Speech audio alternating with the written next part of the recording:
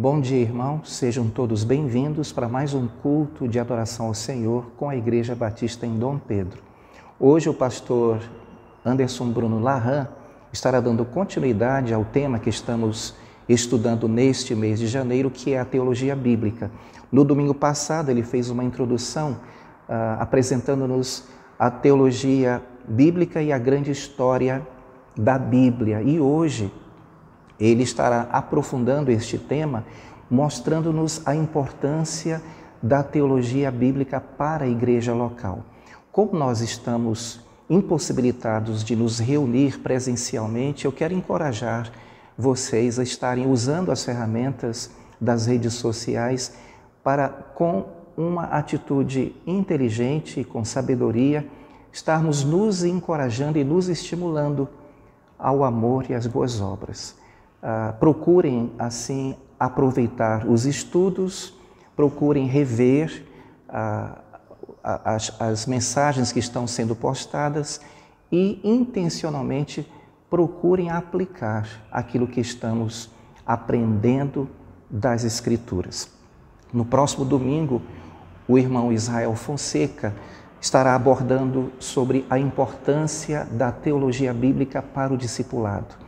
E no dia 31, estaremos encerrando esta série de estudos sobre a teologia bíblica, com ele abordando o tema a importância da teologia bíblica para a família.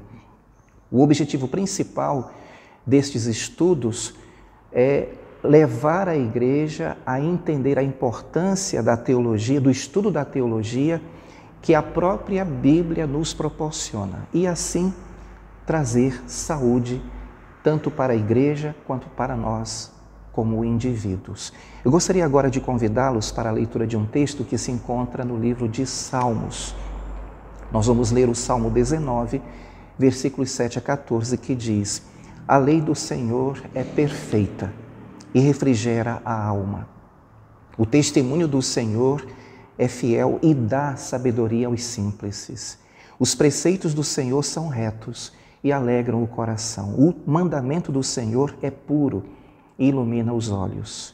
O temor do Senhor é limpo e permanece eternamente.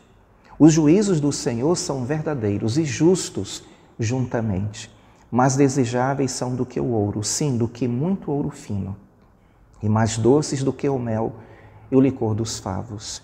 Também por eles é admoestado o teu servo, e em os guardar a grande recompensa. Quem pode entender os seus erros? Expurga-me tu dos que me são ocultos. Também da soberba guarda o teu servo, para que se não assenhorie de mim. Então serei sincero e ficarei limpo de grande transgressão. Sejam agradáveis as palavras da minha boca e a meditação do meu coração perante a tua face, Senhor, rocha minha e redentor meu. Nós vamos orar nesse instante e logo depois desta oração teremos um momento de louvor e em seguida o pastor Anderson Bruno Larran estará com a palavra. Vamos orar. Querido Deus, muito obrigado pela tua palavra que traz refrigério aos nossos corações, que nos instrui, que nos conduz por um terreno plano continuamente. A minha oração é para que conduzas a nossa igreja durante este tempo difícil que estamos passando, de maneira que, impossibilitados de estarmos nos reunindo presencialmente e de podermos nos estimular através da comunhão que o Senhor nos proporciona como igreja, que nós possamos, Senhor, em nossos lares e nas oportunidades que tivermos e com as ferramentas que o Senhor tem colocado à nossa disposição, estarmos mutuamente nos edificando. Eu oro pelo pastor Bruno, usa o teu servo para falar aos nossos corações e que o Senhor nos permita, como igreja local, sermos de fato uma igreja saudável, onde a tua palavra é ensinada, onde as famílias estão sendo edificadas, onde vidas estão sendo discipuladas e o teu nome sendo glorificado. Assim, nesta oportunidade, nós oramos nos consagrando ao Senhor mais uma vez, em nome de Jesus. Amém.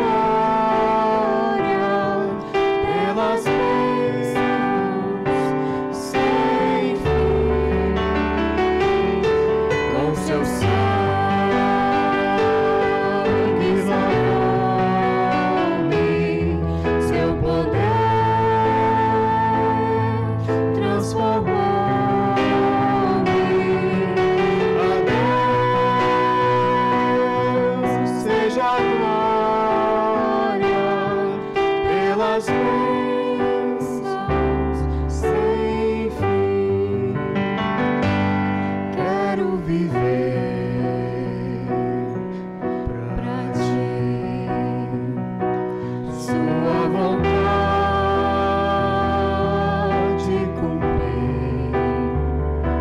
E se algum louvor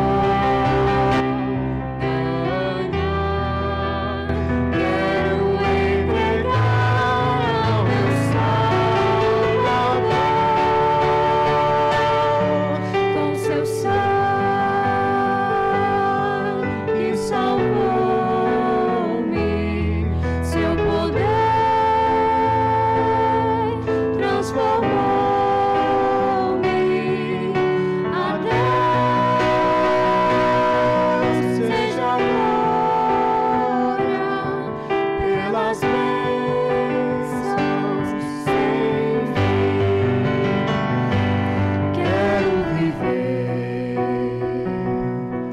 pra ti, sua vontade cumprir.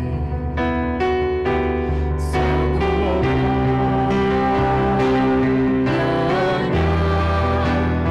quero entregar ao meu Salvador, com seu sangue salvou-me, seu poder transformou-me. A Deus seja a glória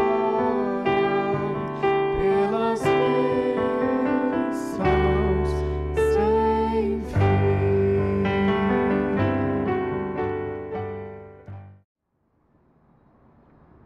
Bom dia, nós estamos aqui em mais uma escola bíblica dinâmica. Eu me chamo Bruno Lahan. Nós vamos para a terceira aula sobre teologia bíblica. Como vocês podem ver, o slide vai ser exposto aqui ao fundo na minha televisão.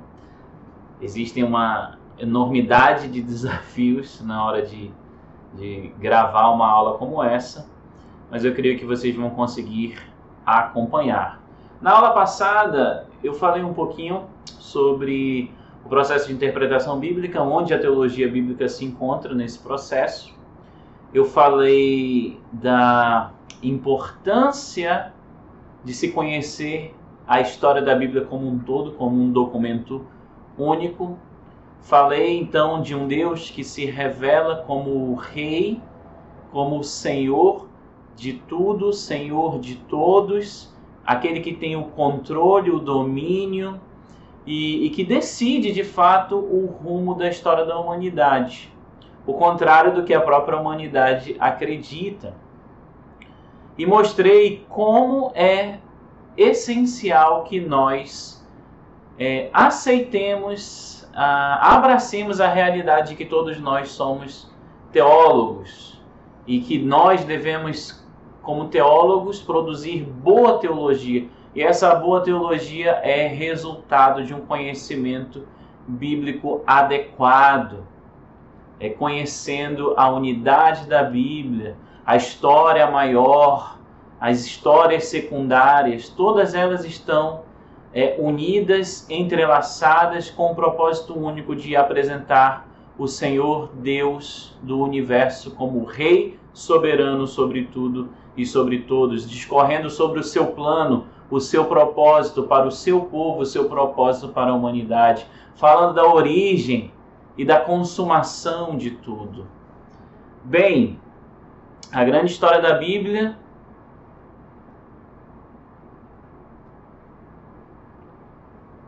uma pequena falha técnica aqui.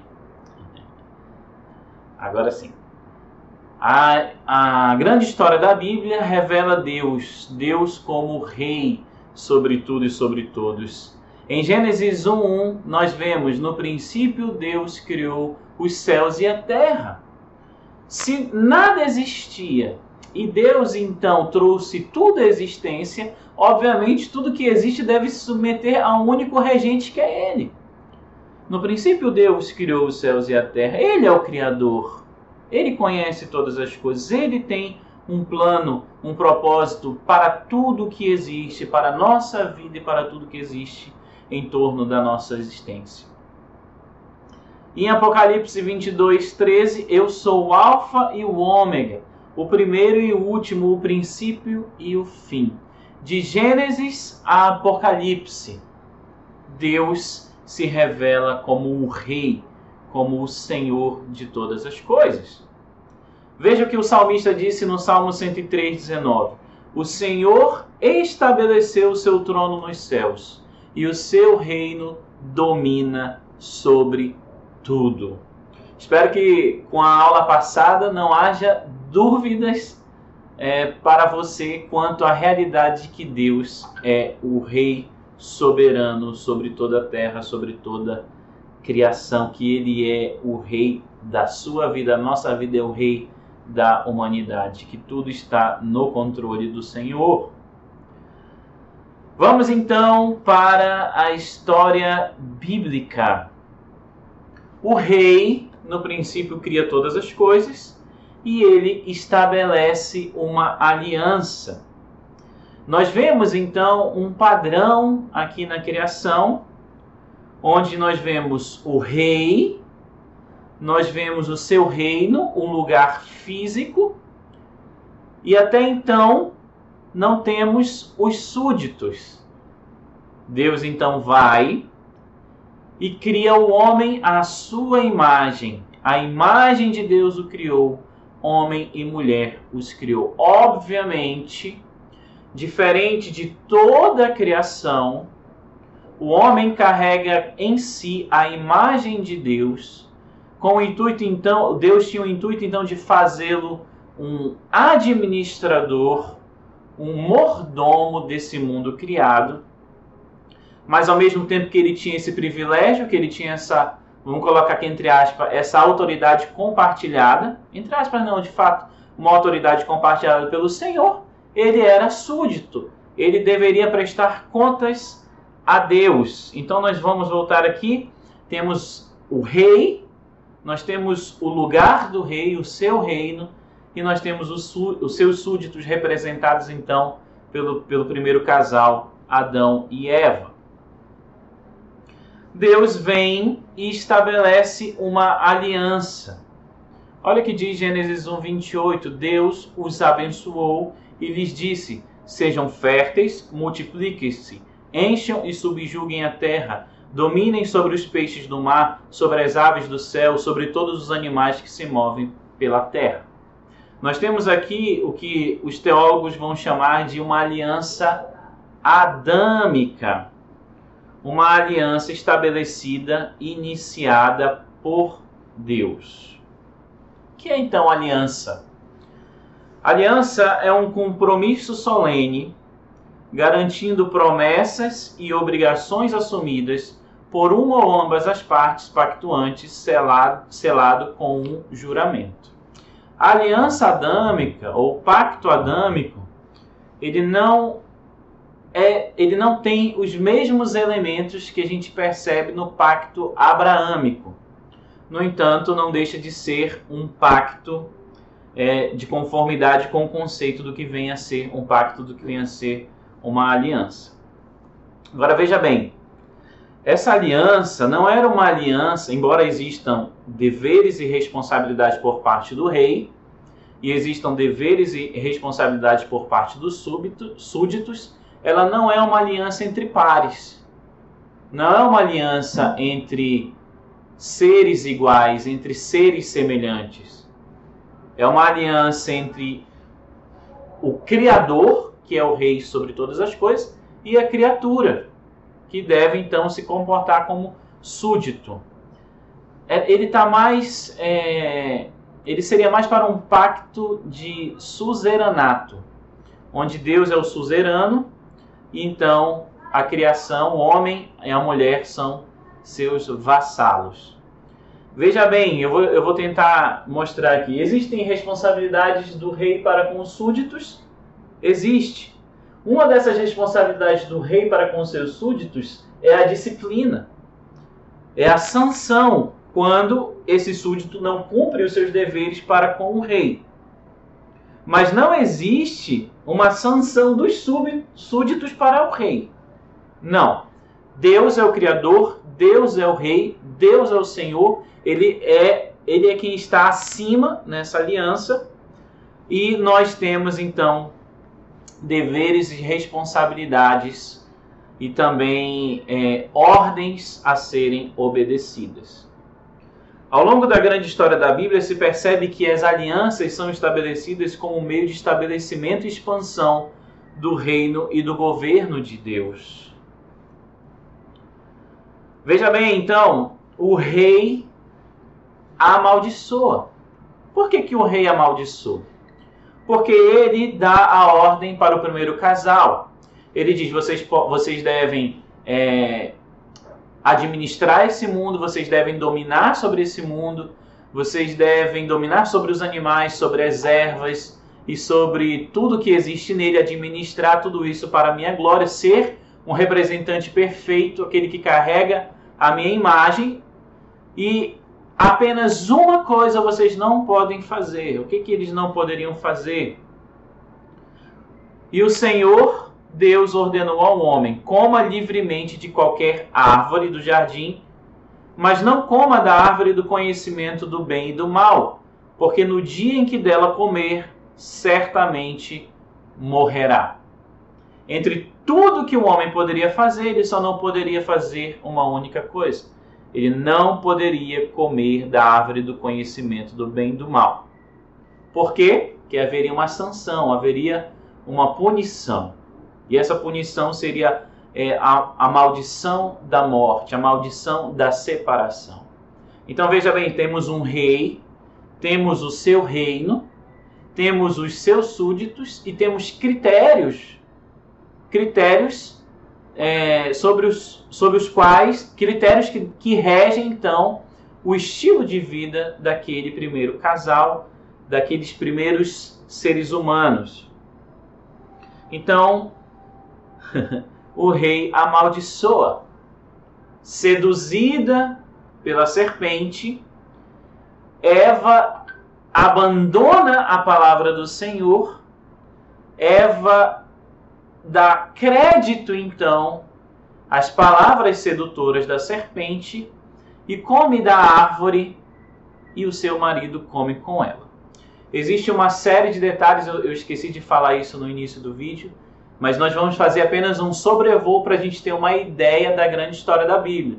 Nós não vamos poder entrar em todos os detalhes de cada texto que nós leremos e de cada evento pelo qual nós discorreremos algo. Veja bem, aqui fica a pergunta, né? Peraí, da onde que veio essa serpente, Satanás? ele é um anjo caído. E aí tem uma série de perguntas que surgem, né? A partir desse evento, né? Qual a origem do pecado? Onde o pecado se originou? E aí tem uma série de elucubrações e tal, e tem muitas explicações. É muito legal, muito bacana, mas não é para essa aula. O rei amaldiçoa: porém inimizade entre você e a mulher, entre a sua descendência e o descendente dela. Este lhe ferirá a cabeça e você lhe ferirá o calcanhar. Apesar de o Senhor amaldiçoar, separando o homem, expulsando o homem do jardim, Deus cria também uma solução para o problema ocasionado pelo homem. Ele diz: porém inimizade entre você e a mulher, entre a sua descendência e o descendente dela. Este lhe ferirá a cabeça e você lhe ferirá o calcanhar. Quem é essa mulher? Antigamente eu estava inclinado a crer que essa mulher aqui era Maria. Hoje eu estou inclinado a crer, né? Eu estudei um pouco mais, avaliei um pouco mais, li um pouco mais. Hoje eu estou inclinado a crer que ele está se referindo ao descendente de Eva. Por quê? Porque Gênesis ele vai revelar uma linhagem real estabelecida pelo Senhor a partir de uma semente. E essa semente vem, segundo o contexto imediato, vem de Eva. E eu vou explicar por quê. Agora o que eu quero destacar aqui é que o homem, Deus foi fiel e justo ao punir e amaldiçoar a humanidade. O homem, por sua vez, tinha a oportunidade de não fazer o que ele fez. Mas ele caiu, ele pecou e Deus, por amor à sua justiça, por amor à sua santidade, ele precisou exercer juízo. Mas note que o juízo de Deus ainda revela da sua misericórdia. Por quê? Porque até o capítulo 3, nós vemos a atitude de Deus de buscar Adão. Nós vemos a atitude de Deus de buscar a Eva. Nós percebemos então que os efeitos do pecado estão presentes agora no coração do homem e da mulher. Ele transfere a sua culpa, a sua responsabilidade para a Eva. Eva transfere a sua culpa e a sua responsabilidade para a serpente. Aqui a gente percebe a separação entre Deus e o homem, mas também percebe a separação entre o homem e o seu semelhante. E ele é expulso do jardim entre o homem e o ecossistema. Entre o homem consigo mesmo, porque ele passa a ter medo, vergonha, culpa. Mas o que eu quero destacar é que não houve uma confissão de pecado por parte de Adão. Não houve uma admissão de pecado por parte de Adão, nem por parte de Eva. E ainda assim, a misericórdia de Deus suplantou a justiça. De que forma? Da forma que ele preparou, então, um escape. Esse texto aqui de Gênesis 3,15 é conhecido como proto-evangelho, porque ele está prenunciando a vinda do Senhor no futuro.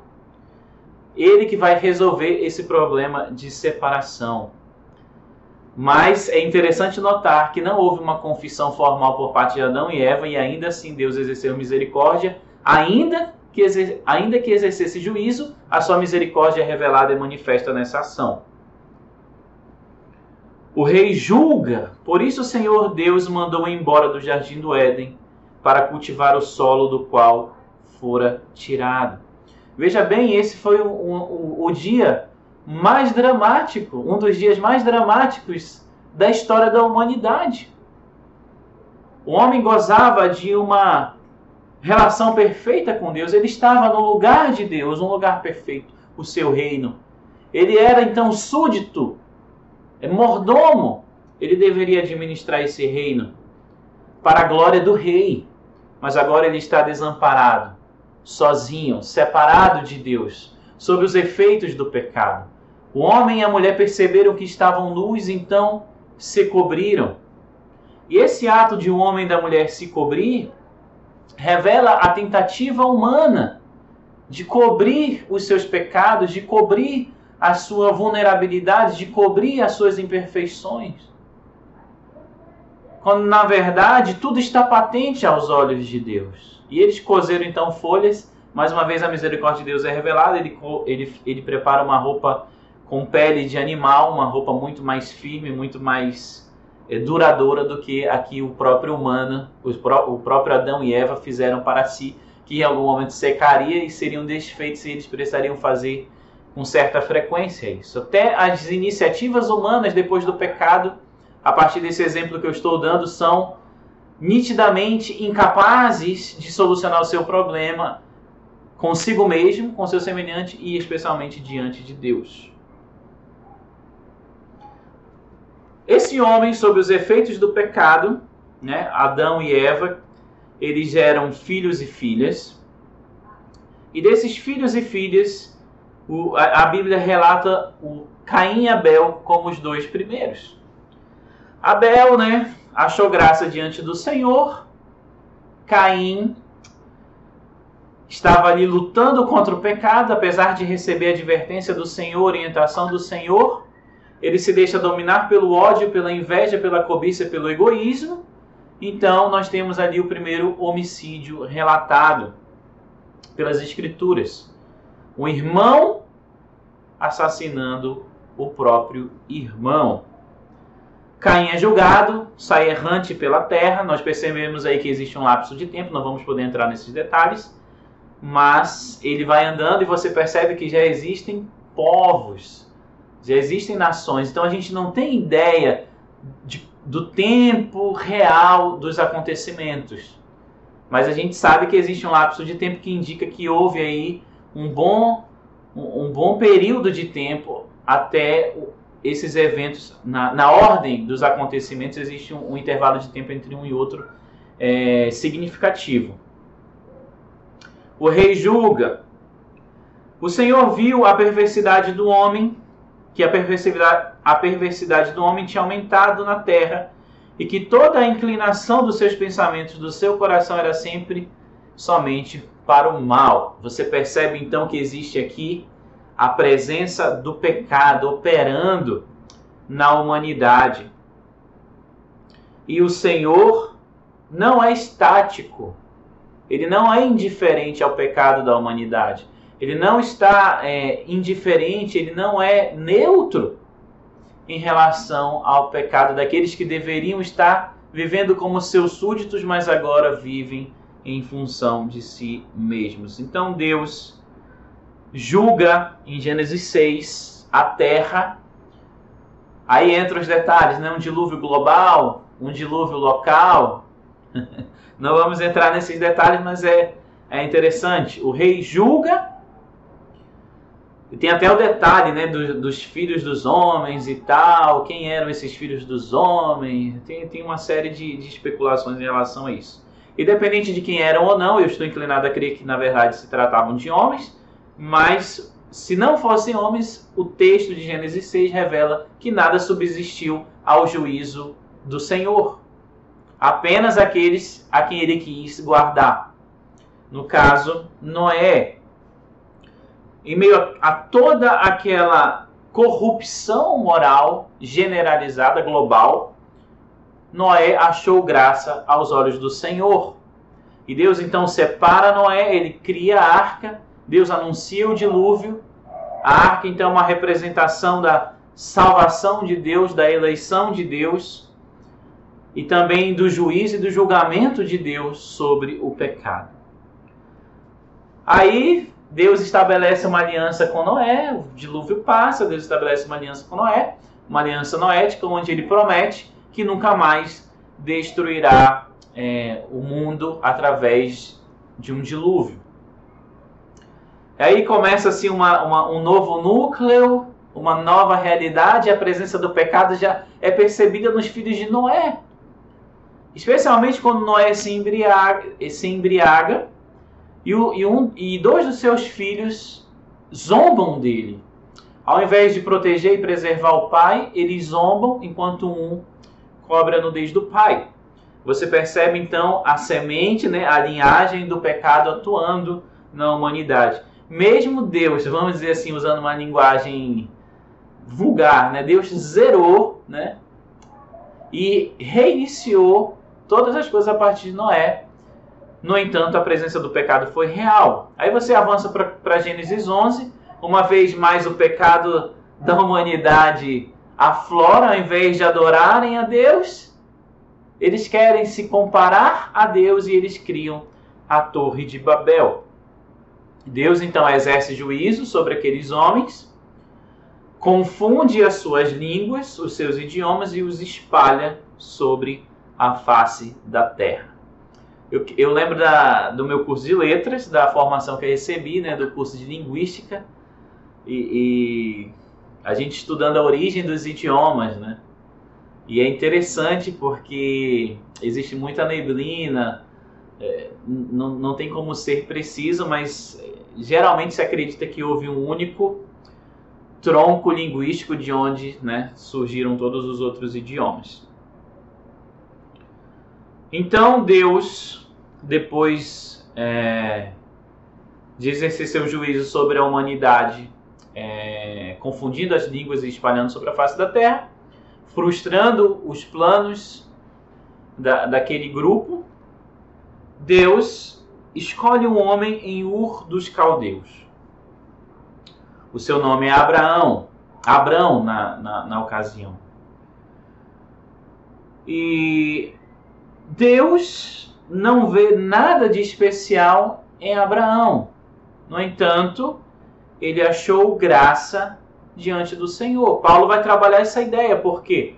Porque lá no Novo Testamento existe uma certa arrogância por parte dos fariseus, dos judeus, por serem filhos de Abraão.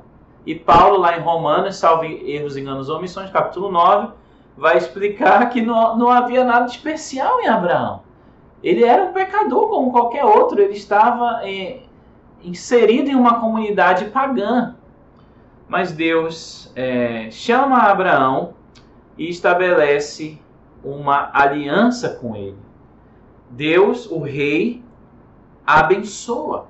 Farei de você um grande povo e o abençoarei, tornarei famoso o seu nome e você será uma bênção.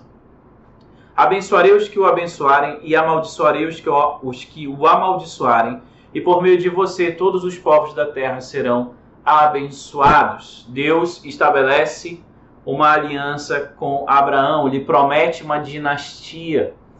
Exatamente o nome Abraão significa pai de multidões. Lhe promete uma dinastia e promete que através dessa linhagem de Abraão, todos os povos da terra serão abençoados. Eu o tornarei extremamente prolífero, de você farei nações, e de você procederão reis. É muito legal observar essa fala aqui do autor de Gênesis em relação à linhagem de Abraão. Você percebe então que Deus está estabelecendo uma semente, uma linhagem real. O rei, agora ele está sem o seu reino, vou colocar entre aspas aqui, porque tudo faz parte do reino de Deus, mas sem um lugar para os seus súditos estarem e o adorarem e se relacionarem com ele. Então a gente começa a perceber Deus trabalhando na formação de um povo a partir de Abraão, de uma linhagem. E a gente vai entender que a partir de Abraão esse povo é formado, então Deus promete dar um lugar para esse povo. O rei abençoa, Abraão creu no Senhor e isso lhe foi acreditado como justiça. É interessante que quando Deus faz a aliança e promete uma dinastia, Abraão e Sara já são idosos, eles não podem ter filhos. No entanto, Abraão é conhecido como o pai da fé. Abraão creu no Senhor e isso lhe foi acreditado como justiça. Agora veja bem, ele creu em Deus. Em determinado momento ele foi oscilante, porque ele criou uma maneira de... tentou com as suas próprias mãos, e é bacana isso, porque a Bíblia não esconde o pecado dos seus servos, apesar de ele ser o pai da fé, ele tentou dar uma de Deus e providenciar um herdeiro, visto que ele via a impossibilidade de terem filhos por serem idosos. Então ele separou Agar e aí ele teve Ismael. Mas Deus não escolheu a Ismael. Deus tinha a promessa de dar um filho para Abraão e desse filho estabeleceu uma dinastia para ele. Agora veja, Abraão está ali lutando, o filho não vem, então ficam cada vez mais velhos, até que Sara gera um filho. O nome dele se chama Isaac. E na sequência, na medida que Isaac vai crescendo, se desenvolvendo, ele já tem uma relação ali com Abraão, ele tem talvez em média de 15 anos, vou colocar entre 13 e 16 anos, Deus pede para Abraão que sacrifique o seu filho. Abraão, ao contrário de muitos de nós, ele não hesita, ele leva o seu filho para o monte. Interessante também salientar que no trajeto, né, desde ele separar os gravetos, a caminhada até o local do sacrifício, era uma caminhada de aproximadamente 3 a 4 dias. E o menino já tinha consciência, já tinha sobriedade, lucidez suficiente para entender que algo seria sacrificado, mas que não havia um sacrifício. No entanto, é interessante notar que a Bíblia não relata que Isaac lutou contra o seu pai. Na atitude de Abraão, né? De sacrificá-lo. Pelo contrário, Abraão creu que Deus daria o livramento. Mesmo que Deus não providenciasse um animal para ser sacrificado, Abraão creu que se ele sacrificasse, diante da promessa de uma dinastia, Deus ressuscitaria o seu filho. E provavelmente Isaac, instruído pelo seu pai, também creu dessa forma. É muito, muito legal. Abraão creu no Senhor, isso lhe foi acreditado como justiça. E essa fé foi quem regeu a vida de Abraão, ao sair da sua terra, da sua parentela, e também no ato de sacrificar o seu filho Isaque. Deus proveu Abraão, Deus proveu a Abraão um filho, e é interessante que Abraão é chamado de pai de multidões, mas de toda a multidão que viria dele, de todas as famílias que seriam abençoadas através da semente de Abraão, ele vê apenas um único filho, o filho da promessa. Ele morre e ele não vê o desenvolvimento dos planos de Deus. É muito legal que ao longo da história de Abraão ele não questiona o Senhor, ele tem fé que a partir da sua linhagem Deus lhe dará uma dinastia. O rei abençoa. Temos então aqui os patriarcas Abraão, Isaque e Jacó. Temos o rei, temos aí a promessa de um reino, ainda não agora, mas haverá a promessa de um reino, aqui um lugar físico para os seus súditos habitarem. Mas a partir dessa linhagem Deus cria o povo hebreu. O rei resgata. Deus cumpre a sua promessa em relação a Abraão. Os israelitas, porém, eram férteis, proliferaram, tornaram-se numerosos e fortaleceram-se muito, tanto que encheram o país. Permita-me voltar, porque eu esqueci de acrescentar algo aqui. A partir de Jacó, vieram as 12 tribos de Israel. Eu tenho aqui o nome de todas elas, mas eu vou passar um pouquinho mais à frente o nome delas, o nome dos filhos de Jacó. E a partir das tribos de Israel, Deus estabeleceu uma grande nação.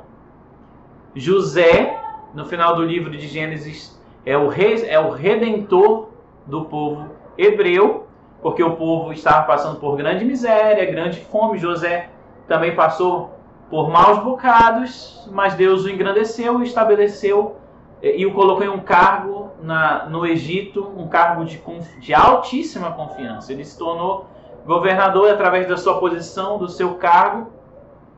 Ele pôde então salvar o seu povo da fome e também preservar a linhagem do povo de Israel.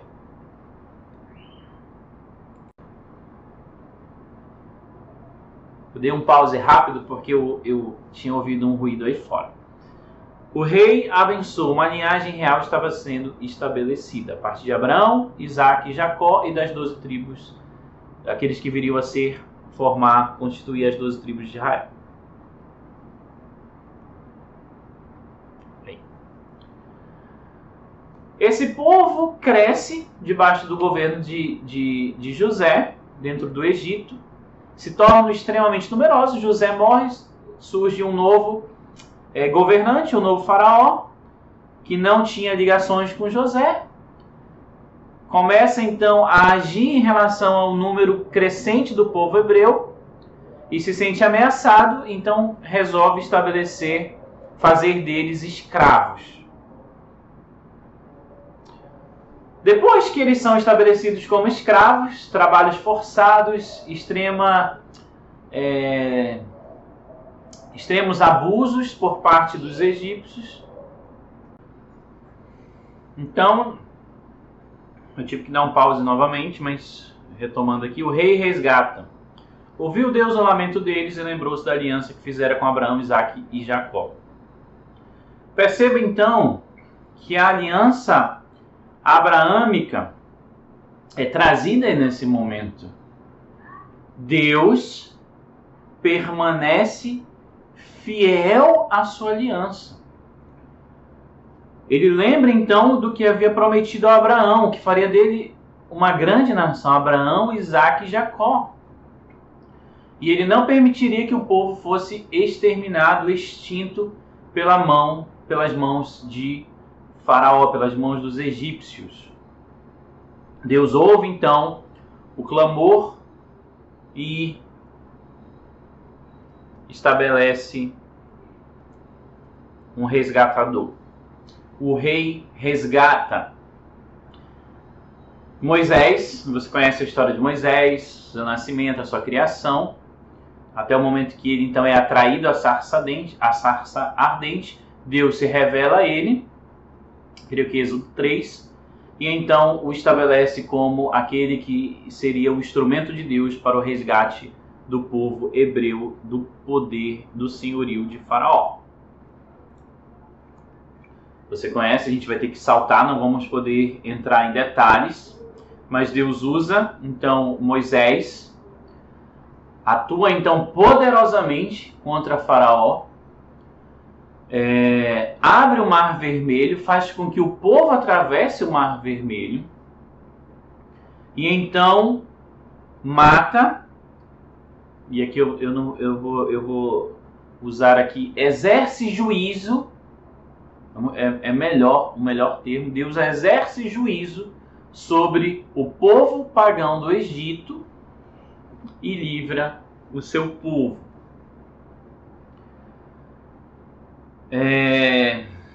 Moisés é separado, Deus... lembrei. Veja aqui que há um contraste entre um rei pagão, Faraó, e o rei soberano, criador de todas as coisas. Esse rei pagão, esse Faraó, ele não vou colocar entre aspas não, ele está debaixo da soberania do Deus criador de todas as coisas. Ele é servo do Deus Altíssimo para cumprir os propósitos eternos de Deus no estabelecimento de uma linhagem real que culminaria no resgate da humanidade através do rei que virá. Então, Faraó não sabe, mas Deus está usando a vida dele para cooperar com os seus planos e propósitos pré-estabelecidos por ele na eternidade. E você vê então aqui a soberania de Deus diante da mais alta autoridade da época. Não há rei, não há autoridade, não há evento que esteja fora do controle de Deus. Não há alguém que possa sobressair ao reinado de Deus, à sua autoridade, ao seu poder. Não há ditador, não há presidente, não há nenhuma autoridade que seja autoridade, cuja autoridade não seja compartilhada por Deus a eles. E quando essas autoridades compartilhadas por Deus a eles são usadas de maneira inadequada, há um abuso, há uma usurpação desse privilégio, dessa permissão de Deus sobre eles. E Deus não é regido por ninguém.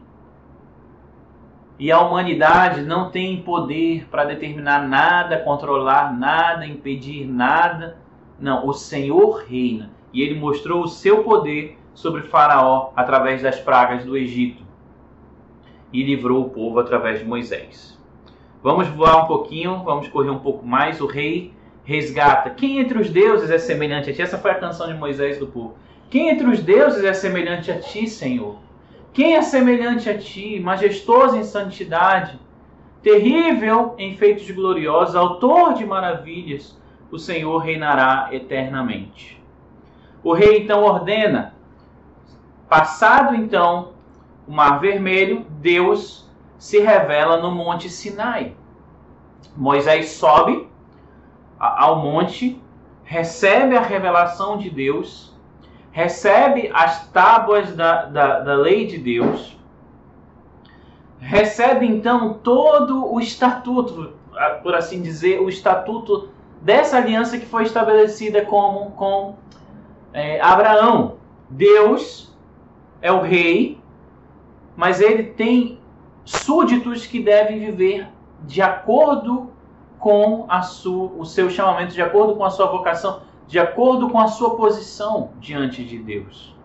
Eles eram súditos, gozariam de privilégios, mas eles tinham deveres e responsabilidades, e assim como Adão, eles não deveriam andar em pecado. Mas, e é incrível, enquanto Moisés está lá em cima com o Senhor conversando, o povo está lá embaixo construindo um ídolo. Ainda sobre a ordem de Deus, né? Agora, se me obedecerem fielmente e guardarem a minha aliança, vocês serão meu tesouro pessoal dentre todas as nações. Embora toda a terra seja minha, vocês serão para mim um reino de sacerdotes e uma nação santa. Essas são as palavras que você dirá aos israelitas. E veja bem como o próprio Deus faz distinção disso. Embora toda a terra seja minha,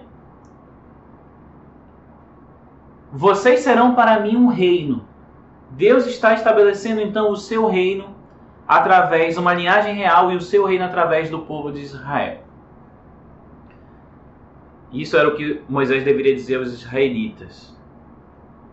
Aí vem a idolatria do povo. Começa a entrar então o conceito de idolatria. Tudo o que aconteceu antes desse evento para trás já é reflexo do paganismo, né?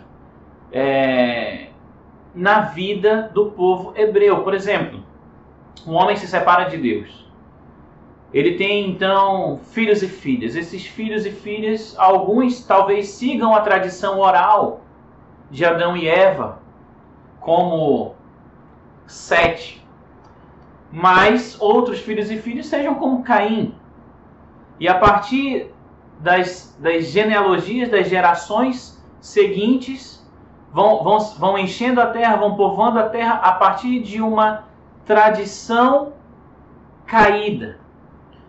E o homem tem então a imagem de Deus, busca o Senhor e começa a criar, separado de Deus, ele mesmo começa a estabelecer os seus ídolos, os seus deuses, adorando a criação, quando deveria adorar o Criador, adorando a si mesmo, servindo a si mesmo, quando deveriam adorar e servir ao Rei, ao Senhor. Então, o povo estava encharcado pela cultura pagã egípcia.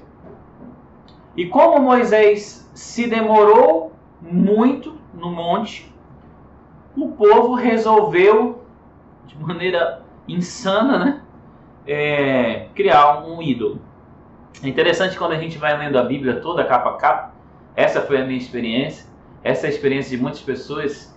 Recentemente foi a experiência da minha sogra, né? Ela leu a Bíblia capa a capa e ela ligava para mim de vez em quando para tirar uma dúvida e ela falava: como esse povo é difícil. E realmente quando a gente vai lendo, a gente se irrita com o povo de Israel. Se irrita com a rebeldia, com a idolatria deles. Acreditando então que nós no lugar deles faríamos diferente.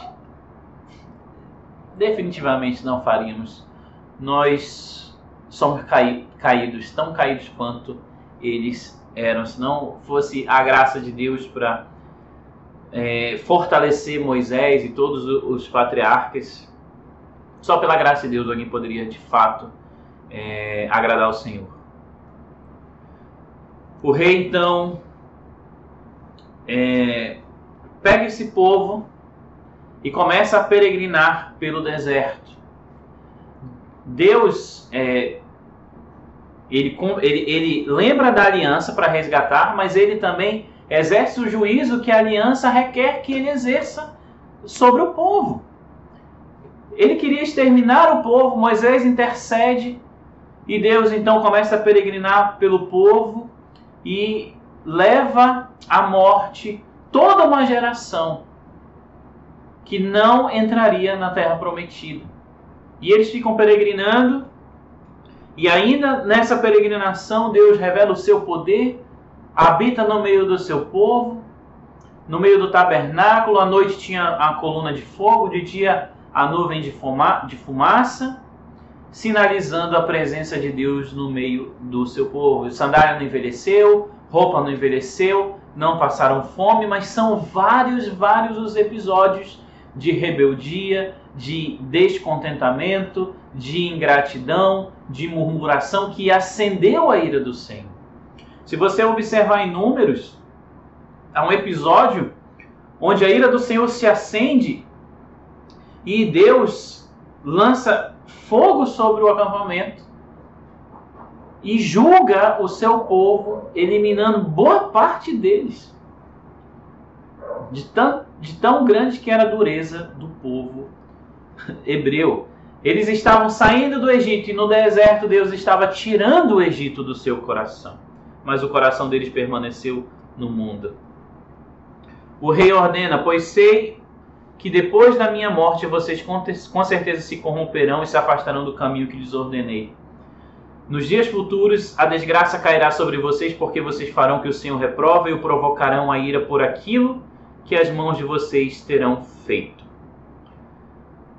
O rei guia, então eu saltei um pouquinho aqui, mas Deus exerce juízo sobre o povo. Deus guia o povo no meio do deserto, numa jornada de 40 anos. O povo morre toda uma geração, e então Moisés morre. Moisés, ele chegou na marca do gol, né? Mas ele bateu na trave e não lhe foi permitido entrar na terra prometida, a terra que Deus havia prometido para o seu povo. Meu servo Moisés morre, então Josué assume no lugar de Moisés. Meu servo Moisés está morto. Agora, pois, você e todo este povo preparem-se para atravessar o rio Jordão e entrar na terra que eu estou para dar aos israelitas. Como prometi a Moisés, todo lugar onde puser os pés, eu darei a vocês. Deus, mais uma vez aqui, recordando Josué das promessas que ele havia feito e, com certeza, da aliança que ele havia feito com Abraão, Isaque e Jacó. A aliança do Sinai também. Então o rei guia 40 anos no deserto. Nós temos ali o rei, nós temos ali uma transição para o lugar do rei, que seria a terra prometida, e nós temos ali súditos sendo disciplinados pelo Senhor, porque existe um padrão de conduta real, né? Um padrão de conduta real, agradável e aprazível ao rei. O rei guia. Assim o Senhor deu aos israelitas, ele fez como ele havia prometido, deu a terra para os israelitas, eles tomaram posse. Houve então orientações de que eles deveriam extirpar qualquer tipo de idolatria, qualquer tipo de comunhão com aquele povo pagão. E aqui, essa é a tentação, né, de fazer um sobrevoo sobre a grande história da Bíblia. Mas aqui muitas vezes acusam o Deus, como se houvesse um Deus no antigo e um Deus no novo, de genocida. Quando na verdade Deus exerce juízo nas nações como Ele quiser. Então Deus não está cometendo genocídio, não está promovendo genocídio cananeu. Deus está exercendo juízo como Rei soberano de todas as nações sobre povos pagãos. E em determinados momentos Deus pega os povos pagãos e exerce juízo sobre o seu povo, quando o seu povo se rebela e segue obstinado em idolatria. Eles então se estabelecem, mas existem aí alguns eventos no desenrolar da carruagem, no desenrolar da história, e em determinado momento eles começam a invejar a condição dos povos pagãos que possuíam reis, e começaram então a exigir a existência de um rei que governasse sobre eles. Bem, eles estão rejeitando, porque eles já tinham um rei. Eles já tinham evidências do amor, do cuidado, da proteção, da fidelidade desse rei. Eles estão rejeitando com a intenção de imitarem os outros povos. E Deus permite isso porque também, sem o povo saber, em sua rebeldia eles estão cooperando com a linhagem real que está sendo estabelecida por Deus. A partir agora de fato, né, passando por um monarca terreno. Ele escolhe então, naquela época não havia rei em Israel, cada um fazia o que lhe parecia certo, está em Juízes. Eles então cobiçam. E aqui essa foto ao fundo mostra a incapacidade do povo até mesmo de escolher. Porque eles escolheram Saul, e Saul não foi o escolhido de Deus para a função. Então nós temos um rei que governa. Perdão. Esse rei deveria representar a santidade e a virtude de Deus no exercício da sua função. Ele era o representante de Deus sobre o povo.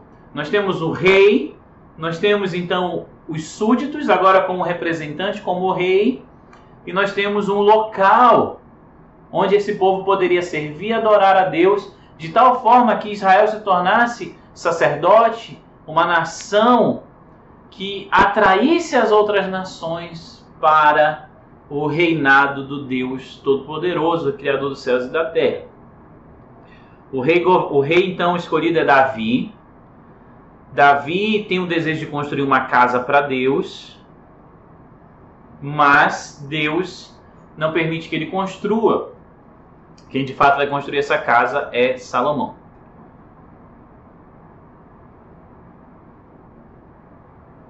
E tem feito desde a época que eu nomeei juízo sobre o meu povo Israel. Também subjugarei todos os meus inimigos. Saiba também que eu, o Senhor, lhe estabelecerei uma dinastia. Quando a sua vida chegar ao fim, você descansar com seus antepassados, escolherei um dos seus filhos para sucedê-lo. Um fruto do seu próprio corpo, eu estabelecerei o reino dele. Será ele quem construirá o templo, aqui falando sobre Salomão.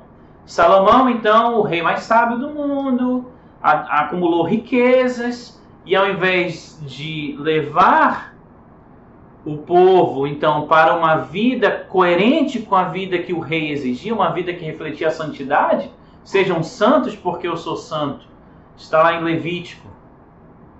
Ele se une a diversas mulheres e começa a praticar a idolatria. Você percebe que no coração humano, então, há um concorrente direto com Deus. Deus deve ser adorado, mas o coração humano estabelece ídolos. Aqui é o versículo de 1 Reis, onde diz que Salomão pecou, né? A partir de Salomão, o reino então se divide, o reino do norte e o reino do sul. Todos os reis que reinaram no reino do norte fizeram o que era mal aos olhos do Senhor, e apenas no reino do sul, alguns reis fizeram o que era bom aos olhos do Senhor. O reino do norte é Israel e o reino do sul é Judá. Então, Judá é uma tribo, e aí as outras 11 tribos estavam espalhadas no reino do norte. Era a vontade de Deus que o seu povo estivesse dividido? De forma alguma. Deus criou um povo. Deus tinha um reino e queria que o seu povo unido a uma o adorasse e o servisse. Mas agora, por causa do pecado, da idolatria, o povo está chegando à miséria espiritual.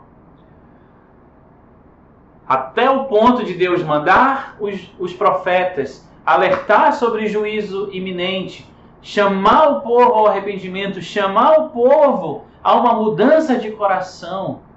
Mas o povo se torna tão obstinado em seus pecados, e Deus, permanecendo fiel à sua aliança, precisa exercer juízo. O reino do norte vai exilado para a Síria, o reino do sul vai exilado para a Babilônia. O Senhor advertiu Israel e Judá por meio de todos os seus profetas videntes: desviem-se dos seus maus caminhos, obedeçam às minhas ordenanças e aos meus decretos, de acordo com toda a lei que ordenei aos seus antepassados que obedecessem e que lhes entreguei por meio dos meus servos, os profetas. Mas eles não quiseram ouvir e foram obstinados, como seus antepassados, que não confiaram no Senhor, seu Deus. O rei expulsa. Apesar de Deus expulsar, e eu peço que você leia em casa Salmo 37, 1 a 4, falando então do lamento do povo exilado na Babilônia, e Lamentações 3, 42 a 47, do povo exilado na Síria. O rei expulsa. Graças ao grande amor do Senhor é que não somos consumidos, pois suas misericórdias são inesgotáveis. Você vai olhar ali então em Lamentações, a misericórdia de Deus ainda sobre o povo exilado, ainda sobre o povo sob disciplina, porque o amor de Deus é incansável e a sua fidelidade é indestrutível à sua aliança. Ele estabelece misericórdia e faz promessas que são profetizadas por Jeremias, que são profetizadas por Isaías, promessas que apontam para a chegada de um rei. E aí nós fechamos aqui praticamente o Novo Testamento. E eu quero trazer aqui salientar aqui a linhagem real. Adão, Caim, Abel morreu, Caim foi sofreu juízo por causa do seu pecado. E aí Deus dá um novo filho a Adão e Eva que se chama Sete. A partir da semente, por isso que eu estou dizendo que Gênesis 3,15, eu estou inclinado a crer que é a semente de Eva. Por quê? Porque Deus já previa que Abel e Caim falhariam, Abel seria assassinado, mas a partir da semente dela, ele estabeleceria uma linhagem real. Então Adão, Sete, Enoque, Cainã, Malaleel, Jared, Enoque, Matsualém, até chegar em Noé. Depois de Noé tem Jafé, Cã e Sem. Sem é o que acha graça diante de Noé por conta da sua atitude. Então segue uma linhagem até Terá. Terá então tem Harã, Naor e Abraão. Abraão tem Ismael e Isaac. Jacó, 12 filhos, que são as 12 tribos de Israel. Judá, que é um dos filhos de Jacó, tem Zerá e Pérez. Veja bem que a linhagem real profetizada vem de Judá. Judá, Pérez, aí vem Obed, Jessé e Davi. De Davi vem Salomão, Roboão, Abias, até chegar em José, até chegar então em Jesus. Há uma linhagem real estabelecida em todo o Antigo Testamento até a chegada do Senhor Jesus Cristo. Então chega o rei. Jesus como rei exerce apenas, salientando aqui ele como rei, estamos salientando apenas um ofício do seu tríplice ofício. Ele é rei, sacerdote e profeta. Então, Jesus como rei prometido é apenas um aspecto do seu tríplice ofício.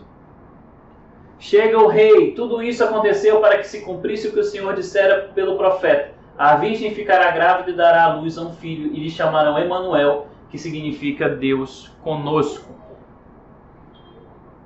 O rei chega, ela dará à luz a um filho, e você deverá dar-lhe o nome de Jesus, porque ele salvará o seu povo dos seus pecados.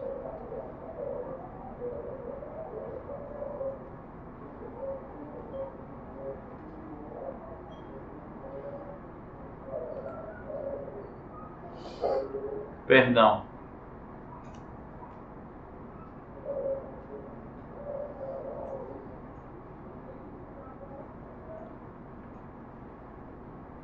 Já.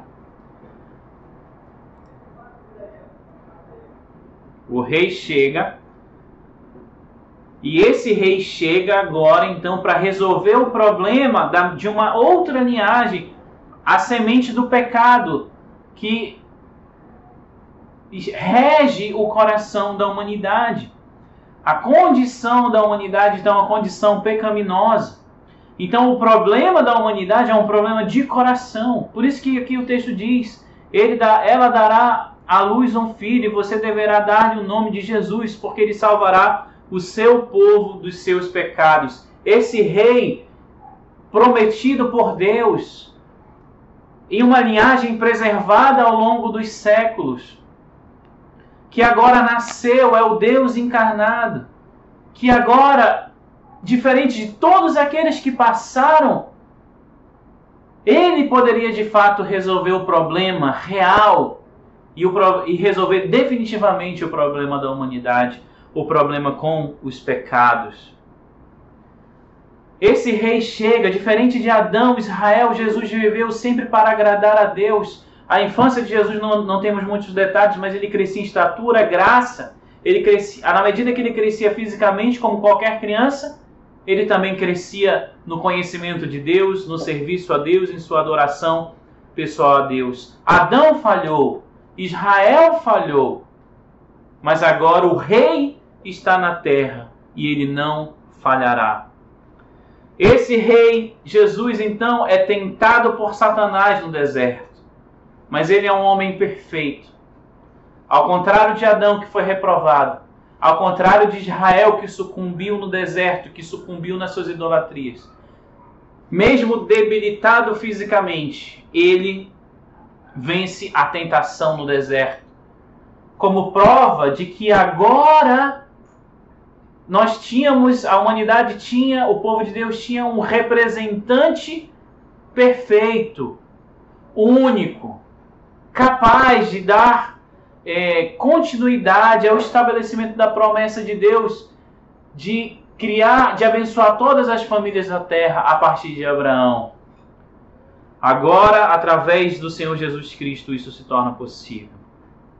Ele proclama o Evangelho, ele manifesta o seu poder sobre a natureza, curando as pessoas, dominando os ventos, e há vários sinais miraculosos na ação, no ministério público do Rei, no ministério do Senhor Jesus Cristo. E ele proclama o Evangelho. O rei chega, disse Jesus, o meu reino não é deste mundo. Se fosse, os meus servos lutariam para impedir que os judeus me prendessem. Mas agora o meu reino não é daqui. O reino que Jesus está agora estabelecendo a partir de uma nova aliança é o reino perfeito. Tal qual era perfeito o relacionamento com Adão, com o Senhor, agora o rei presente, os súditos alcançados por esse rei, podem ter um relacionamento perfeito com Deus, tal qual Adão tinha com o Senhor. Claro que de uma forma diferente da que Adão vivia, dada a realidade do pecado, mas uma relação perfeita, uma comunhão perfeita com o Senhor. O reino de Deus não é o reino deste mundo. Não há rei, não há sistema, não há promessa humana nenhuma que possa suplantar, que possa ser melhor, superior. Não há plano nenhum estabelecido por homem nenhum, nem por nós mesmos, que possa ser melhor do que o plano de um rei perfeito e de um reinado perfeito dirigido por ele, onde nós somos então os súditos que o adoram, que o servem. Esse rei então salva o povo do pecado através do seu sofrimento, da sua morte e da sua ressurreição. Ele vence o principal inimigo humano. Ele vence a morte. Ele vence o pecado. Ele se torna rei. Ele então é estabelecido. Ele é coroado. Ele é o rei sobre todas as coisas. O rei soberano sobre tudo. E a sua ressurreição é então ali a cerimônia de coroação do Senhor Jesus. A promessa de Gênesis 3,15 então é cumprida. Lá em Gênesis 3,15, pouco depois da queda do homem, nós já temos a promessa de um Salvador, nós já temos a promessa de um Rei perfeito. E esse Rei veio na pessoa do Senhor Jesus Cristo. Sua morte e ressurreição, o Rei sofre e salva o povo dos seus pecados. Ele esmaga a cabeça da serpente, como foi prometido em Gênesis 3,15. E o rei então seleciona 12 discípulos. A partir desses 12 discípulos, ele estabelece agora um plano, ele estabelece e dá uma missão para esses discípulos, para a expansão do reino de Deus. A expansão do reino de Deus aconteceria pela pregação do Evangelho. Porque ao contrário do que era possível através de Adão, encher a terra de pessoas perfeitas a partir da concepção, da geração de filhos, agora nós podemos encher o planeta Terra de pessoas perfeitas através do novo nascimento que é proclamado e recebido através do Evangelho do Senhor Jesus Cristo, das boas novas de salvação. De que o Rei morreu, ressuscitou, perdoa os pecados e salva e restabelece a comunhão entre Deus e o homem através de uma nova aliança. O Rei reina, ele é a imagem do Deus invisível, o primogênito de toda a criação, pois nele foram criadas todas as coisas, nos céus e na terra, as visíveis e as invisíveis, sejam tronos ou soberanias, poderes ou autoridades, todas as coisas foram criadas por ele e para ele. Ele é antes de todas as coisas, e nele tudo subsiste. Ele é o cabeça do corpo, que é a igreja, é o princípio e o primogênito dentre os mortos, para quem tudo tem a supremacia, pois foi do agrado de Deus que nele habitasse toda a plenitude, e por meio dele reconciliasse consigo todas as coisas, tanto as que estão na terra quanto as que estão no céu, estabelecendo a paz pelo seu sangue derramado na cruz. Esse rei é rejeitado pelos judeus. Por quê? Porque a ideia, a percepção quanto ao problema humano é terrena. E as soluções só podem ser terrenas. Então eles esperavam um rei político, um rei general que tirariam eles do poder de Roma.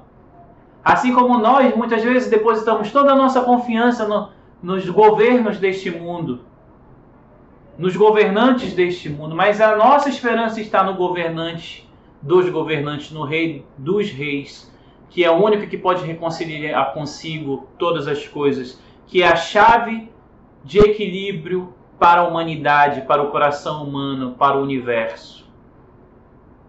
Então nós temos aqui um reino, um rei e seus súditos. Nós temos o paralelo então aqui, Jesus, que é o rei.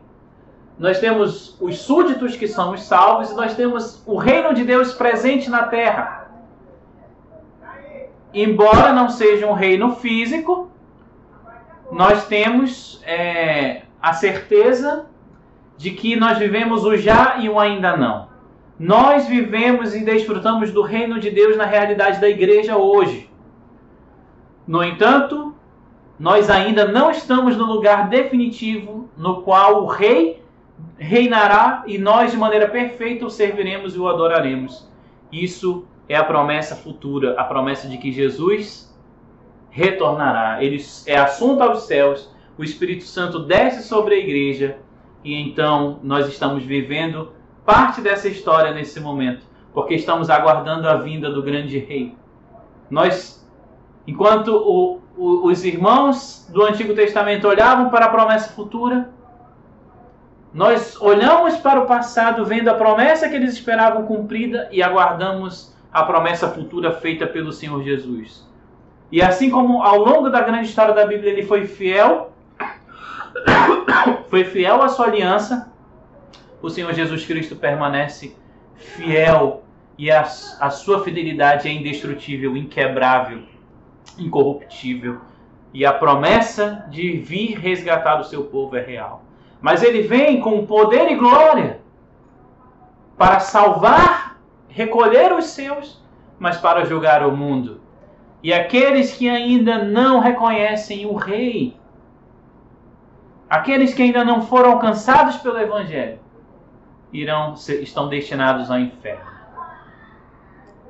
Nós temos então aqui Jesus, nós temos então os súditos, nós temos Jesus como rei, nós temos os salvos como súditos e nós temos a moralidade do reino. Existe um critério, um padrão estabelecido por Deus para que nós vivamos de tal forma que nós o glorifiquemos, o sirvamos e cooperemos com o seu trabalho no mundo de expansão do Evangelho, de expansão do reino de Deus no mundo. É aqui que a importância de se conhecer a grande história da Bíblia deve tomar conta dos nossos corações. Meus irmãos, o Rei continua reinando. O Rei nos salvou não para que vivamos para nós mesmos, mas nós somos seus súditos. E nós devemos viver de acordo com esse chamamento. Mas se você parar para pensar, nós tínhamos um outro rei antes do Rei Jesus nos salvar. Nós éramos escravos do pecado e nós fomos libertos do poder do pecado. Nós fomos comprados por alto preço. Nós pertencemos, nós somos propriedade de Deus. E em certa medida, apesar de gozarmos de uma comunhão com Ele, apesar de sermos filhos de Deus, de sermos chamados amigos de Deus, nós somos escravos dele. E como escravos do Rei, comprados por alto preço, e diante de um Senhor amoroso, fiel, bondoso, nós devemos viver em total submissão e comprometimento com Ele. Bem, nós fizemos aqui um sobrevoo, foi muito conteúdo, não deu para trabalhar tudo, mas aqui fica a grande história da Bíblia. Eu quis destacar aqui a realidade de Deus, a realidade do povo de Deus e a realidade do lugar de Deus, a realidade de Deus como rei, a realidade do povo de Deus como súditos e a realidade do reino de Deus como lugar físico também a ser restabelecido no futuro. Nós também quis destacar a linhagem real de Deus ao longo de uma semente, onde Deus preservou essa semente até que Cristo viesse ao mundo e encarnasse como um rei, e de fato um rei que vem de uma linhagem real. E também eu quero finalizar trazendo aqui a importância, meus irmãos, de conhecer a história toda. Cada detalhe da Bíblia, cada leitura, cada evento está conectado com o todo. E é por isso que é importante que nós conheçamos o todo e que não leiamos partes da Bíblia como se fossem desconexas das outras. Por quê? Porque a má compreensão da grande história da Bíblia tem implicações na maneira como nós vivemos e o servimos. Por exemplo, compreendendo que Ele é o Rei, compreendendo que Jesus Cristo é o Rei, há uma implicação brutal sobre a maneira como eu devo viver. Se Ele é o meu Rei, e se eu sou súdito do Rei, se eu faço parte de uma aliança com Ele, onde Ele é fiel e onde Ele pode me disciplinar através dessa aliança, eu devo então refletir sobre a maneira como eu estou vivendo. Meu desejo é que Deus o abençoe e que você de alguma forma seja edificado com o conteúdo desta aula.